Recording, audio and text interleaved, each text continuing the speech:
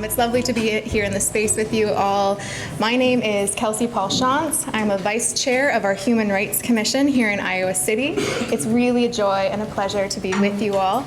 I haven't had enough caffeine yet, so I will be reading my notes. But again, welcome. It's so wonderful to have you here. We are also proud to be hosting this event for its 40th year.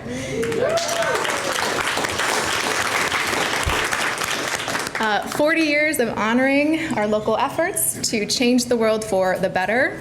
And as many honorees as that represents, the people we honor this morning and their predecessors are only a tiny fraction of those who work every day to help others and to advance the causes of equity, inclusion, and justice. So many people devote their time and efforts and are not recognized or remembered. An important example of this is Lucy Stone. Does anyone know who Lucy Stone was? That's okay. Or Abby Kelly Foster, or Paulina Wright Davis. These are several of the organizers of the very first Women's Rights Convention held in Worcester, Massachusetts on this day, on October 23rd, back in 1850. In a time when travel was arduous, to say the least, more than 1,000 delegates gathered from 11 states to hear speakers' thoughts on topics ranging from the right to vote, owning property, and women's admittance to the fields of higher education, medicine, and the ministry. 40 years after the convention, Lucy Stone was involved in forming the American Women's Suffrage Association, which included names we do all know today, Susan B. Anthony and Elizabeth Cady Stanton among them. The Suffrage Association held its first convention in 1890, and almost 30 years after that, women gained the right to vote. So while we are very proud and happy to celebrate our honorees, please know that we are deeply appreciative of those who work quietly for justice every single day. It sometimes takes many years to achieve our goals, but we keep on keeping on. I know many of you are here in the audience. I see you, I appreciate you, and I applaud you. Please give yourselves a round of applause too.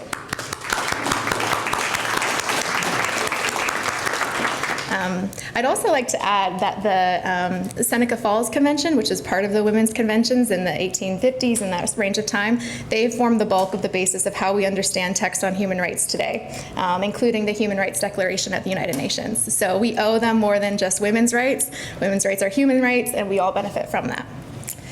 Before we proceed, I would like to acknowledge that we meet today in the community of Iowa City, which now occupies the homelands of Native American nations to whom we owe our commitment and dedication.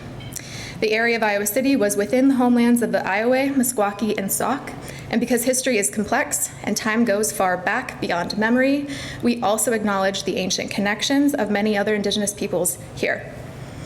The history of broken treaties and forced removals that dispossessed Indigenous peoples of their homelands was and is an act of colonization and genocide that we cannot erase. We implore the Iowa City community to commit to understanding and addressing these injustices as we work towards equity, restoration, and reparations. As we recognize the Indigenous peoples whose land we occupy today, I would like to take a moment to remember someone very special to this community and others, Joe Dan Coulter. A member of the Citizen Potawatomi Nation of Oklahoma, Joe served on Iowa City's ad hoc diversity committee from 2012 to 2013 and was a human rights commissioner from 2013 through 2019.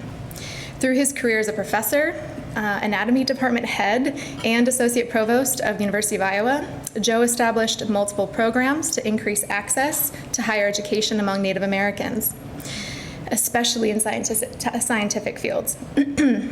He retired in 2018, but continued to serve on boards, panels, and committees dedicated to public health.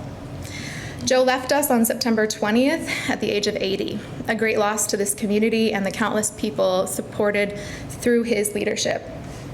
He was truly an example of working for justice, quietly and consistently, without regard for recognition or honor. He will be missed by many, both professionally and personally. I also want to acknowledge that we sit here in this really nice place in this beautiful dining venue in the midst of active conflicts around the world, and those who don't get to experience human rights or peace in their daily lives. And so we acknowledge that unnecessary conflict can be prevented and responded to.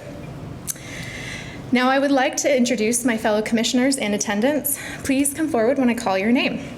Our chair, Doug Kalash, Idris Abdullahi, Roger Lusala, Liz Mendez-Shannon, John V. Pandilla, Mark Priest, and one commissioner is not in attendance today, that's Viana Cadora. Thanks, everybody.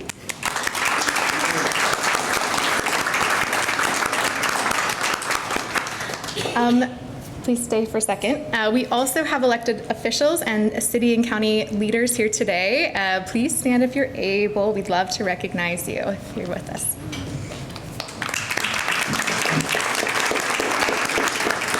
You see Janice and Rod and Laura, and as the servant leaders they all very hesitantly stood up there. So our chair, Doug Kalash, will now present the awards. Thank you, everybody.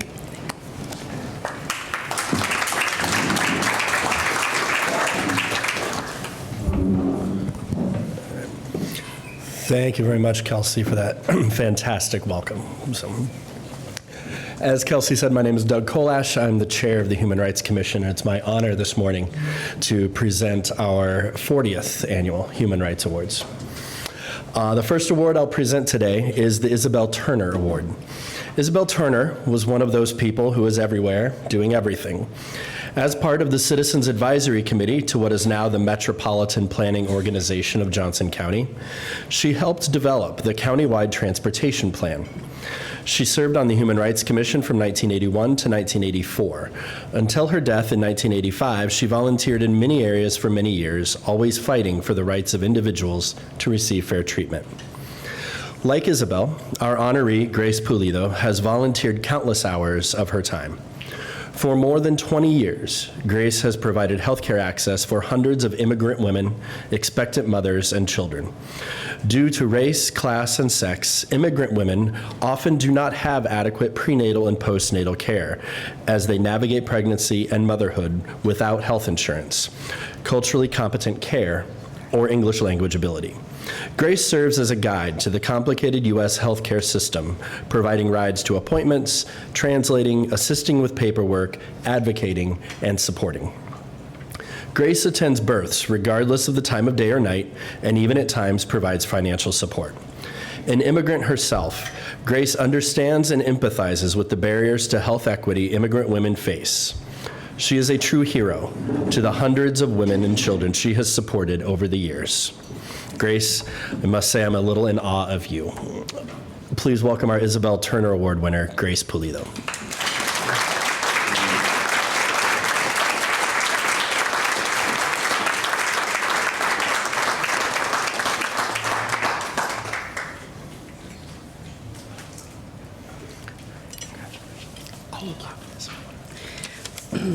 This is not my comfort zone, I'm sorry. First of all, English is not my first language, but I'll try to do my best, okay? It is an honor to receive this amazing award. I've never expected to be recognized. My motivation to help others has always been empathy. I've been there, and I know how hard it is when you don't speak the language and you can't communicate. I'm really nervous. First, I want to thank God for everything, for being here. I want to thank my family.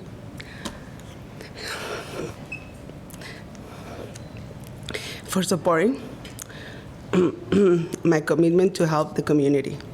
I want to thank Dr. Margaret Smolin, because without her, none of this could be possible. Thank you, Dr. Margaret Smolin. I would like to thank Emily Sinwell. Thank you. I've never expected. And then I know she is another emphatic fighter, and she had a big heart. And for sure, Catherine Duarte, for being a part of my life. I have so many others to mention, but there are so many. One that I don't want to have out of this is one person who helped me to start it long time ago, Claudia Peña. She's not here for sure, but thank you. And the message I will say to everybody is, we need empathy those days, and we do need so much help. The Hispanic community. So I'll try my best day by day. And you can see the face of my family. That has no money to pay, nothing pays how proud I feel that they are here with me. Please, everybody, don't say words. Act is what it counts. Thank you.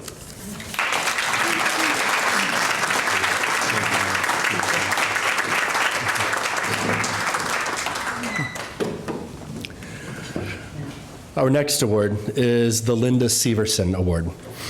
This award was established in 1984 to recognize outstanding contributions to human rights by an individual and was renamed for Linda Severson in 2011 in recognition of Linda's lifelong service to the community.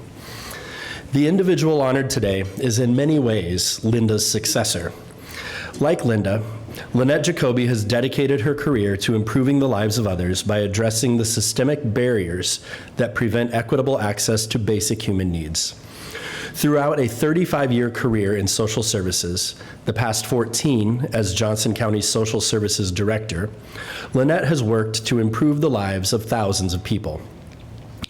As the state of Iowa continues to cut services, Lynette continues to find creative ways to serve Johnson County's most vulnerable residents.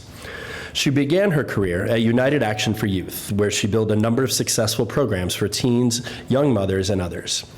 At Johnson County, she is the key administrator for a wide range of services, including general assistance, aging services, resource navigation, transportation support, and youth and family services.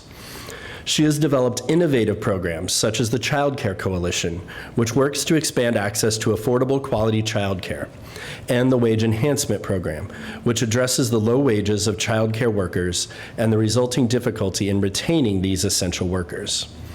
Lynette has focused on combating food insecurity by establishing the Johnson County Hunger Task Force, hosted a VITA tax clinic for low-income residents for 14 years, and recently advocated for the Board of Supervisors to invest in 15 townhouses to provide affordable housing for families with barriers to accessing private market housing.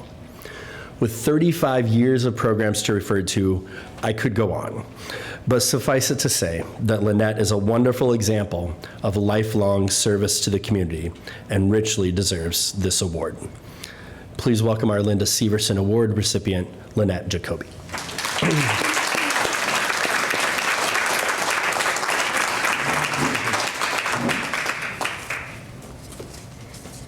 Good morning. What a beautiful morning. I remembered my glasses, Grace. I was afraid I'd do the same thing. Getting old as the pits, I tell you. Well, I'd really like to thank the commission for this award. It's really, truly an honor. And I really want to congratulate the group of folks who are also winning awards today. They're making such meaningful impacts in our community. It's truly an honor to be recognized with the Linda Severson Human Rights Award. Linda made such an impact in our community.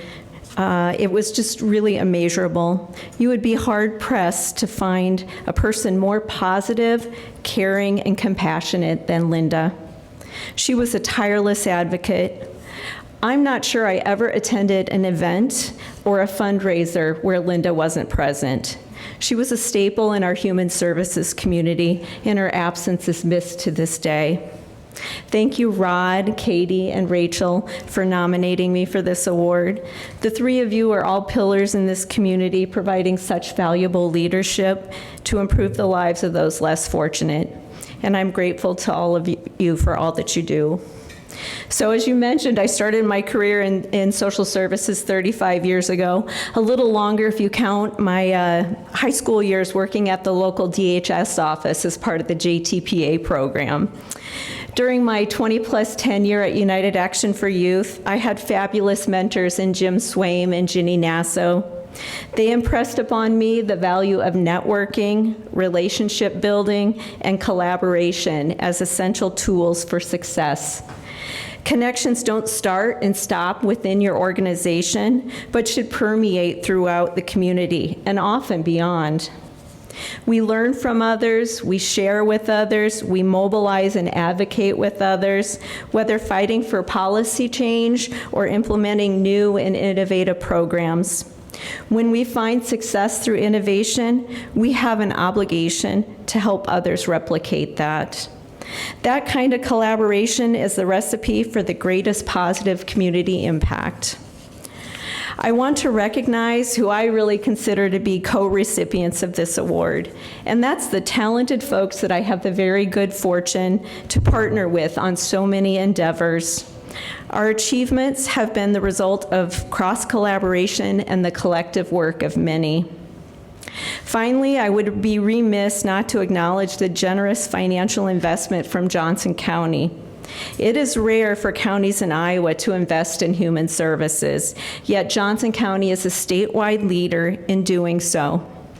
Many initiatives proposed and implemented out of these countless committee meetings and groups would not come to fruition. It would not be possible without the support of the Board of Supervisors and local municipalities. Helen Keller once said, "Alone we can do so little, together we can do so much." I say collectively, we are powerful, and we have the capacity to make a difference. So let's get to work.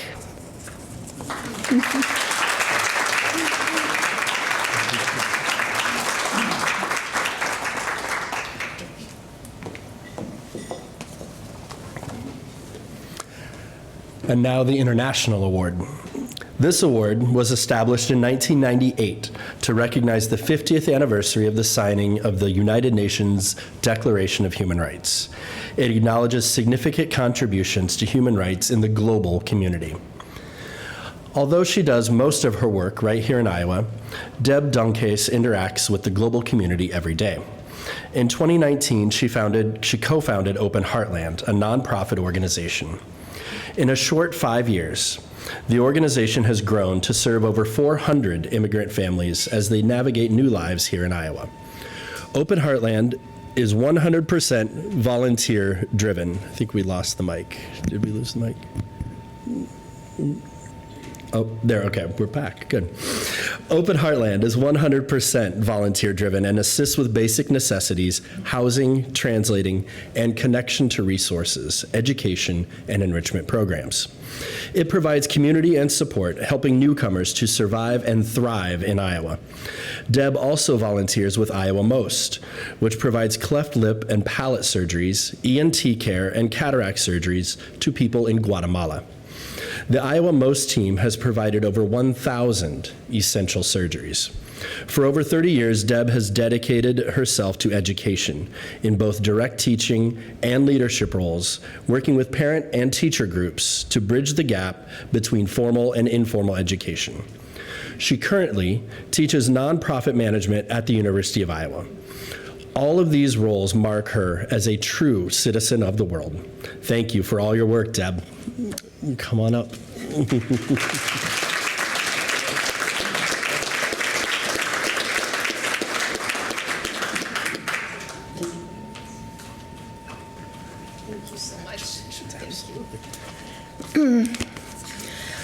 Okay, first off, Jessica, thank you so much for nominating me, and I'd love to know where you got all that information.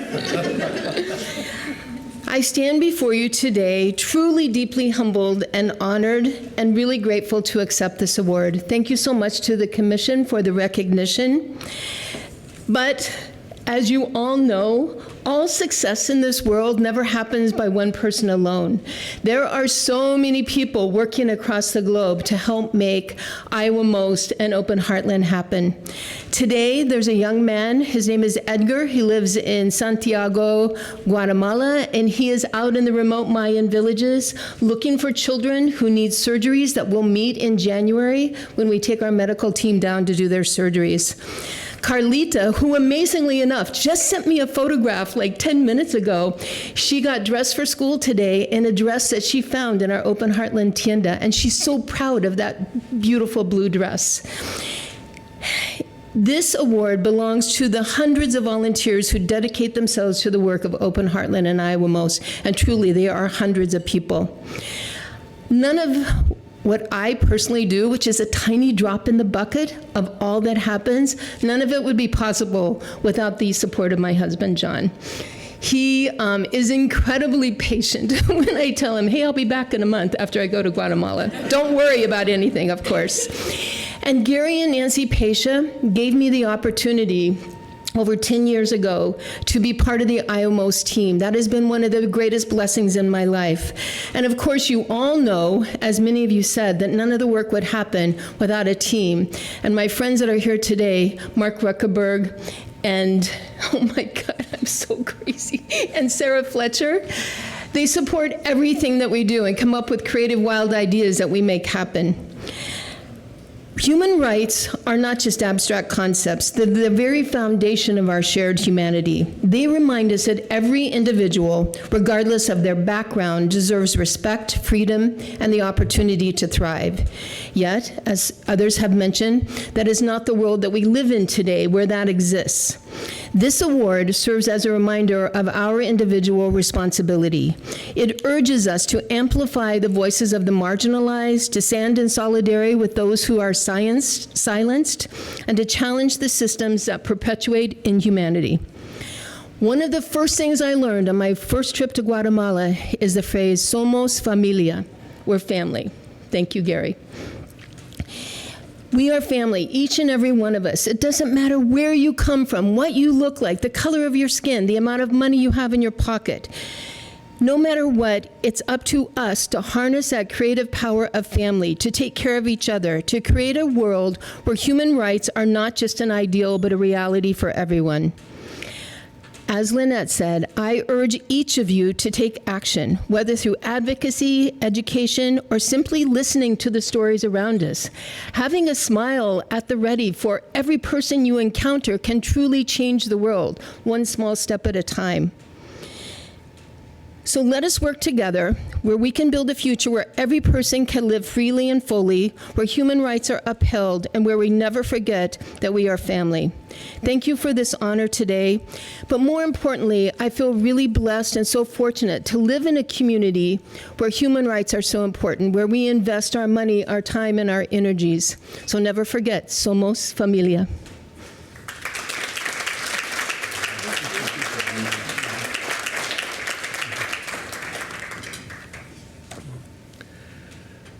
The Community Award was established in 1984 to recognize outstanding contributions by a business or organization to human rights. It was renamed after Bill Reagan in 2013 in memory of his exemplary service to the disabled community during his years as executive director of the ARC of Southeast Iowa. Formed in 2002, the Housing Trust Fund of Johnson County is a nonprofit organization that promotes affordable housing in Johnson County by providing public education, balanced information, and opportunities for dialogue, and supports affordable housing in a high-cost county by providing funding for affordable homeownership, rental, and transitional housing, and emergency shelter.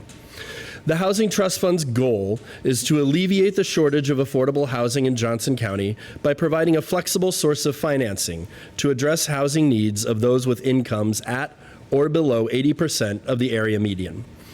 The Housing Trust Fund carefully analyzes local housing data and develops funding priorities to respond to the most pressing needs.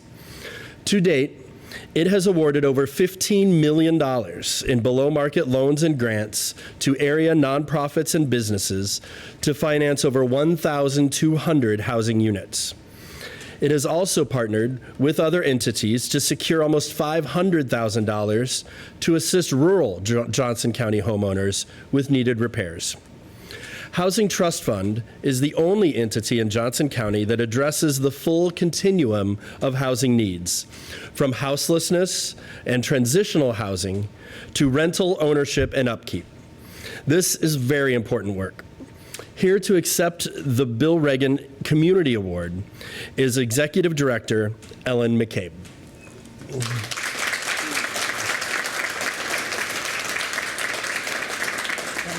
Thank you very much.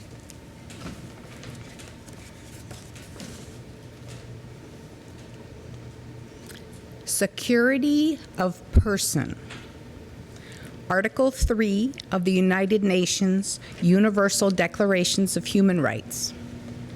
Everyone has the right to life, liberty, and security of person. Those of us who are housed and perhaps have multiple safety nets beneath us probably don't spend much of our time and energy being concerned about our literal security. Merriam-Webster's dictionary: security, protection from, resilience against, freedom from danger, freedom from fear. The definition goes on to include the state of being able to reliably afford or access what is needed to meet one's basic needs.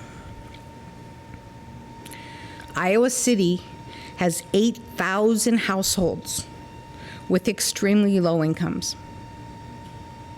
6,300 of those households are spending more than half of their income on their housing each month, a level that is referred to as extremely cost-burdened by their housing.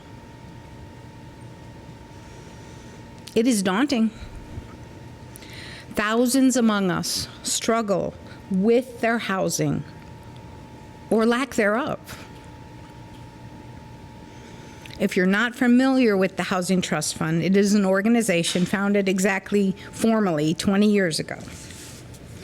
The trust fund has invested $15 million to create and preserve housing that is affordable to people with low incomes. Our amazing volunteers organize 4 funding rounds each year, and they prioritize helping households with the lowest incomes in our community, particularly those who have a barrier on top of having a low income. Most of the funding for housing comes from our funding partners, including the City of Iowa City and Johnson County. It is an honor to serve the Housing Trust Fund as their hired hand, and to work alongside our funding partners who make the support possible, our partners who provide the housing and preserve the housing, and the Housing Trust Fund volunteers. On behalf of the Housing Trust Fund, thank you to the Human Rights Commission for this award, and to Jessica Andino, who's very busy filling out award nominations, from the Affordable Housing Coalition for nominating the Housing Trust Fund. And please do not hesitate to contact us if you are interested in providing housing that is affordable with support from the Housing Trust Fund. Thank you. Thank you. Thank you.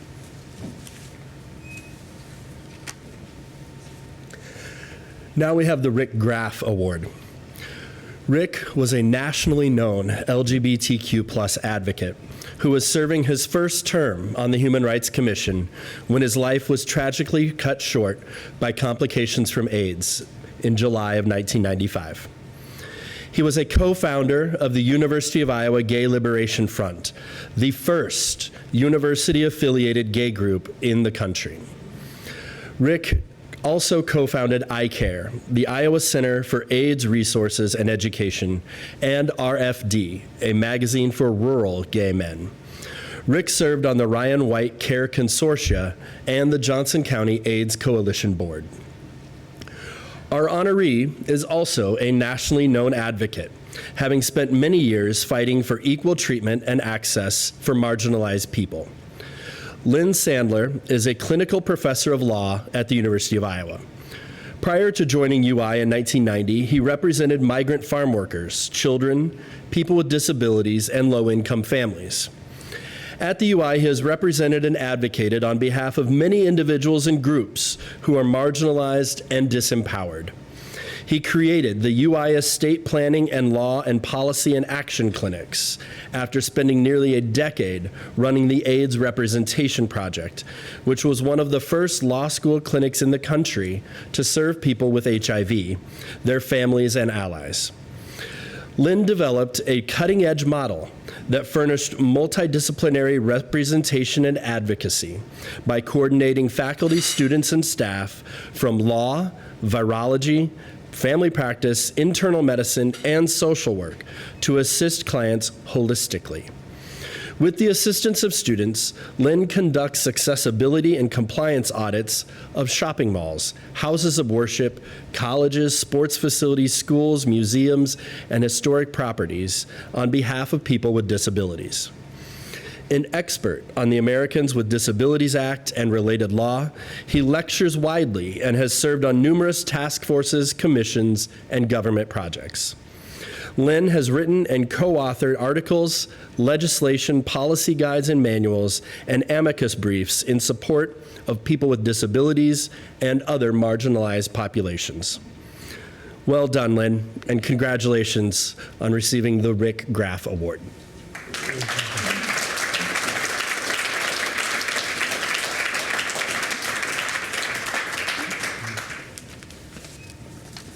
Wow, what an intro. I'm the free lawyer. I supervise second and third year law students who do this as part of their curriculum at the law school. And I have to thank them because I've supervised generations of students and my clinical colleagues, and I don't do this often, but the university and the law school who gave me free rein and discretion and the authority to adopt to the community needs without worrying about anything except maybe what might appear on the front page of the Des Moines Register. And then I only needed fair warning. Okay, so I came here in 1990 to open the AIDS Representation Project. And I was looking back on my records, and guess who was my first client? DOE 1990. Rick Graf. So this comes full circle. It's not a eulogy, it's sort of a reflection, and I really want to go through and just discuss some of the lessons that I learned for Rick, who could have kept all 4 students busy for the 5 years that we knew him before he died. And here, the first thing is to show up.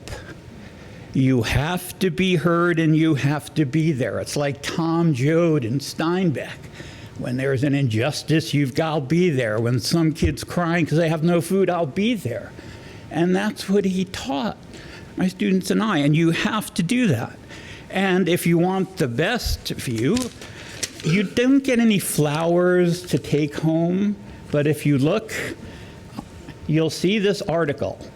And this is one example. The reporter focused on me because she had nothing else to do.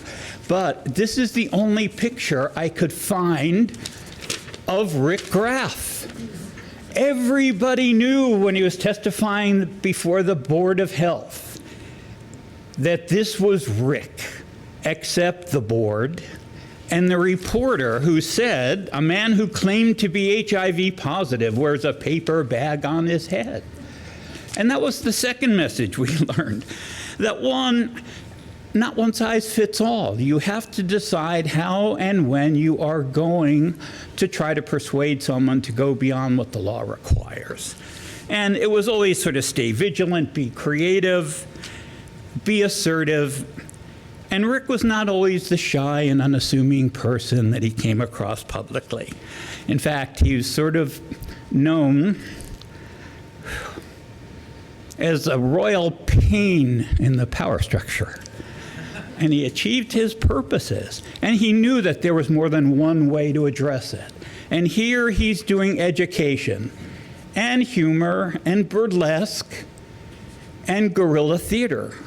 But it worked, and he taught our other clients and people here and other people who have been in the trenches with us for decades that sometimes negotiation is fine. Sometimes putting out a hand and guiding the person. But one quote that we liked, and I have it in calligraphy now, is that every time in a person's life, you have to either spit in your hands, hoist a black flag, and begin slitting throats. And that was Rick's message. It's time to go to court. It's time to tie ourselves to the gates of the State House. Whatever it's going to take, at some point you have to take no prisoners. And that's the way he lived his life. The last thing that he taught is family. And you could see Rick cultivate family, whether it was at the I Care breakfasts or at protests or working with students. And there's a quote from a play, Falsetto, and it's, "Family is whoever chooses to be there, proud and yielding when the plague strikes." And the plague at that time was HIV, and we have COVID, and we have injustice. That's another plague. We have bad laws as well as good laws. We have neighbors, and Rick rallied also against the medical institution and the legal institutions who wouldn't recognize his relationship and wouldn't recognize a lot of rights to people who were in a relationship that wasn't at that time allowed for marriage, despite all the love. And I want to recognize my family as well. My parents told me about doing good, a mitzvah. That's part of it. You help others. And then I'm inspired by my wife and my daughter and my 3 granddaughters. My wife and daughter were here 21 years ago when I got the Turner Award. And I never thought I'd have 3 granddaughters. But they inspire me and just this whole community. I am really enriched by being around people who care for me, care for others, and care for the planet and justice. And lastly, well, I want to thank the commission and Stephanie. And she does remarkable work. And I remember she sort of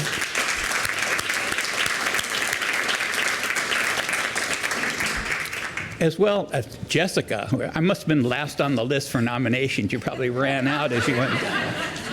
Okay. And she's Tom Joad-like. She's everywhere, housing, no matter what. And lastly, if you turn the page, this is my life lesson. And it's a song by Phil Oakes. And Dave knows this well. I'm not going to sing it. I'm not even going to read the last lines because I want you to. And if you want to get goosebumps, listen to Phil Oakes singing this. Just go online. And that's one of the major life lessons from Rick, is that you've got to do it now because we're human, we're fragile, and we're mortal. So whenever you think about, well, I'll get around to it, just read this because it's, I guess I better do it while I'm here. And I thank everyone for doing justice and being part of our community. Thank you.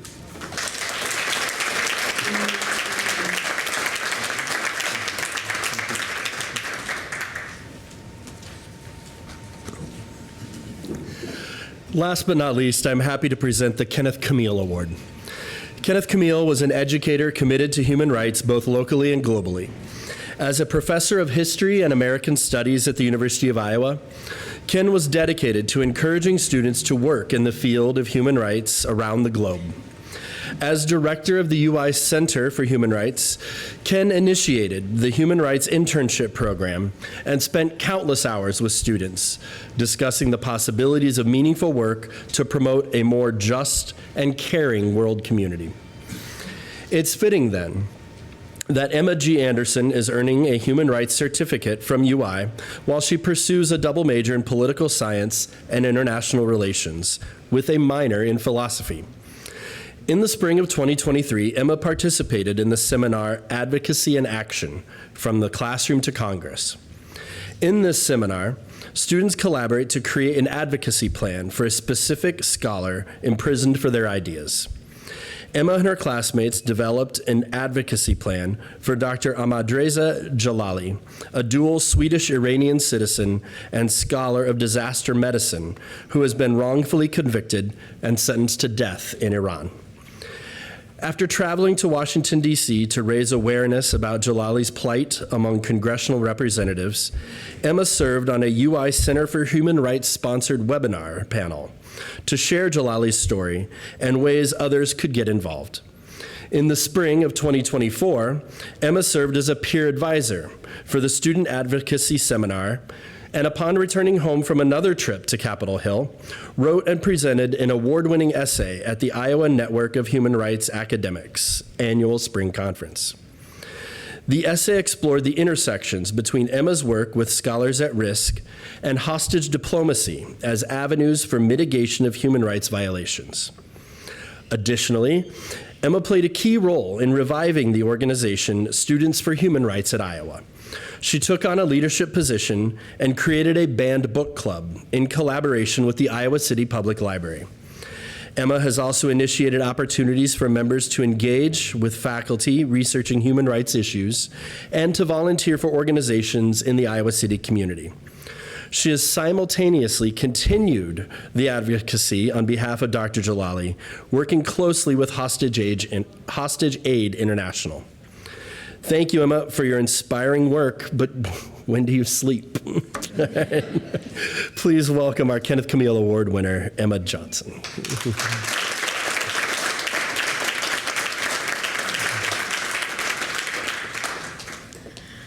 Hi, everyone. I just first want to say thank you to all of the individuals here. You all are so cool, doing a lot of amazing things. I really admire when people stand up for things that are important to them, and there's a lot of that in the room with us right now. But I first want to thank the Commission and the Center for Human Rights for nominating me and inspiring me all the time.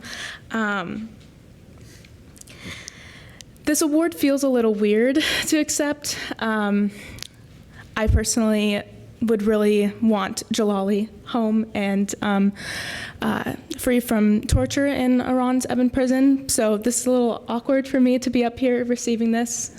But I just kind of wanted to share a little bit about how I kind of got involved in Jalali's case and why it's important to me and why I think we should all stand up for things that are important to us.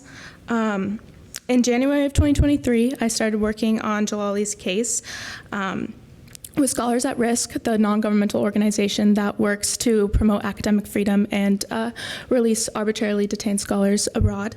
It allows us to launch a social media campaign and research heavily into the scholar's case, and I ended up getting really interested in hostage diplomacy because I thought, well, if we can figure out how to get to the bottom of this, we can make sure it never happens again. It wasn't that simple, but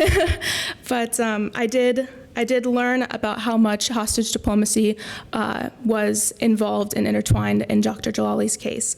I remember feeling uneasy at first upon realization, this was a real person, a real human being. This wasn't just another simulation for class. So someone's son, someone's father and husband, and that people really loved this person and would like him home. So that was, couldn't skip my readings for class.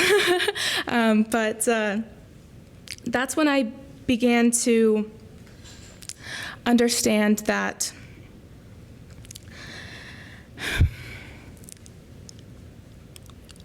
there was something bigger here. So I decided to research more, and I kind of mixed scholarship with advocacy, and that's not really something that people do, but I thought that it was important to explore why I cared, and especially when we were in DC and meeting with staffers, they often asked, why are you guys here? This is an Iranian dual national with Swedish additional citizenship. This isn't a U.S. citizen. Why should the United States care about this person? Why do you guys care about this person? And that was a really hard argument to kind of, I ended up arguing for how Dr. Jalali represented the broader implications of hostage diplomacy. But for me, I guess if I could sum up, sorry, I'm a little nervous. I guess if I could sum up why I care so much, I think it's just important to talk about things that you care a lot about, because the weight of the world can be heavy, and it can feel that at every turn, at every corner, there's something terrible happening. And so I wholeheartedly believe that our culture depends on the sensitivity of a few to stand up and use their voice and say, this issue is important to me. If we don't do that, and if we fail to slow our world down and opt for convenience over consciousness, then we fail to not only stop the direct silencing of voices, but we also fail in doing our part to uplift them. If we think about human rights as rights given to everyone by virtue of their humanity, that also implies an obligation to uphold the rights of others. And so I think that in this case, I care about Dr. Jalali because this issue is important to me, and advocacy for Dr. Ahmadreza Jalali is not done. He was just left out of a recent prisoner swap between Iran and Sweden in June of this past year. And so we all need to work together and keep fighting for academic freedom and an end to hostage diplomacy to bring Dr. Jalali home and release all of the other citizens arbitrarily abroad. Yes, thank you.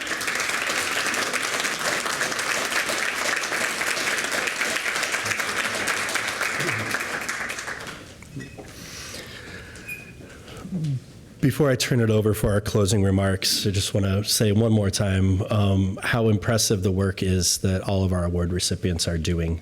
And I'd like us all to give one more round of applause to all of our Human Rights Award recipients this year.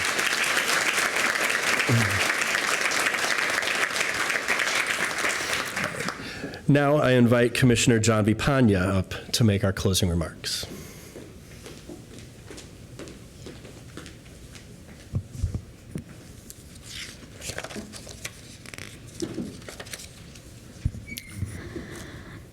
Hi, everyone. As we bring this remarkable ceremony to a close, let us take a moment to reflect on the profound impact of the work we all just witnessed and celebrated. I'm going to say this again, but please join me in giving these individuals another round of applause.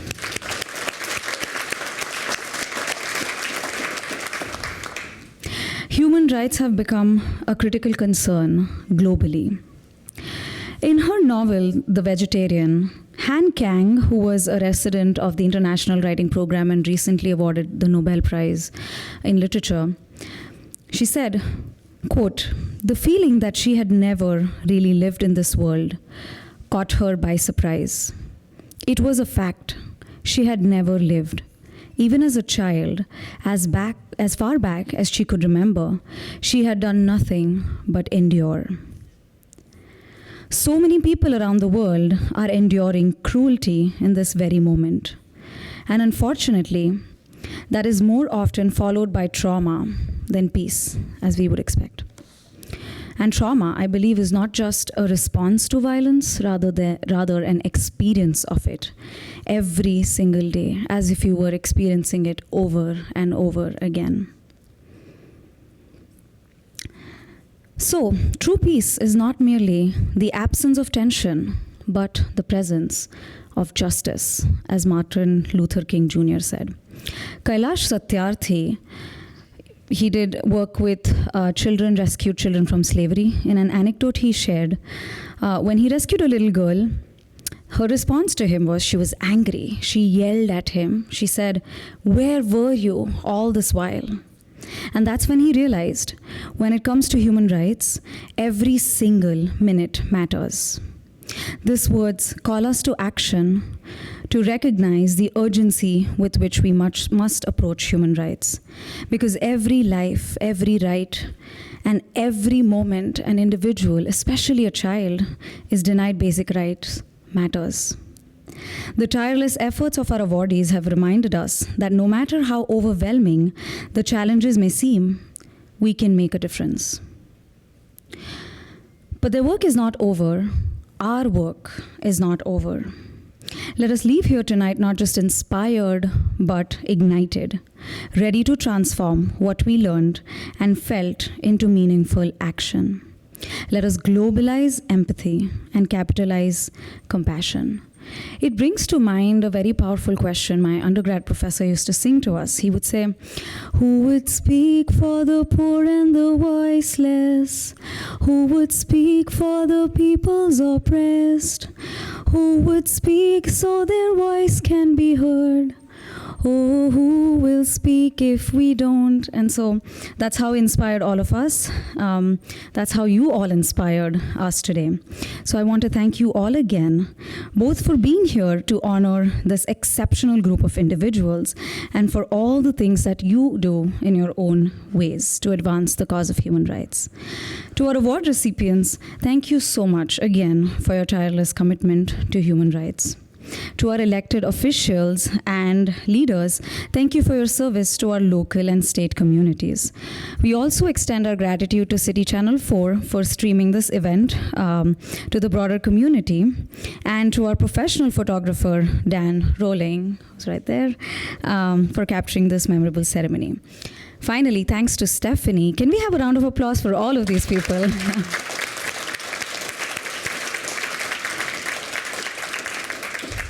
And thank you, everybody who came to support their families. We learned so much about family, and family means for people who are there for you. So before we conclude, I just want to remind everybody to the honorees and the commission members to gather in the private room to get group photos. And thank you again, everybody. I hope you have a great day. Thanks.